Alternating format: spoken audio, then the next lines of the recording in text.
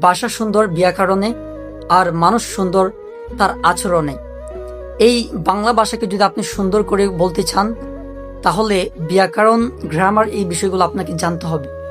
ঠিক তেমনি আপনাকে যদি একজন নিজেকে আদর্শবান পুরুষ হিসেবে গঠন করতে চান, আপনাকে যদি একজন আদর্শবান পুরুষ হতে হয়, তাহলে আপনার আচরণটা সবার চেয়ে আপনাকে আলাদা হতে হবে।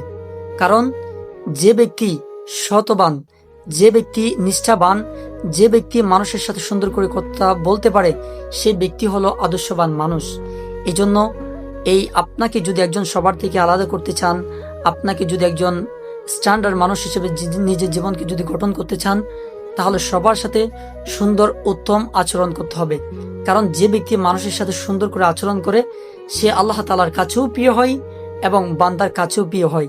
এই জন্য কারোর সাথে যখনই কথা বলবেন, তখন সুন্দরভাবে কথা বলবেন। সুন্দর আচরণেই এটা মানুষের কাছে আপনি প্রিয় হয়ে যেতে পারবেন এবং আল্লাহ তাআলার কাছেও আপনি প্রিয় হয়ে যেতে পারবেন।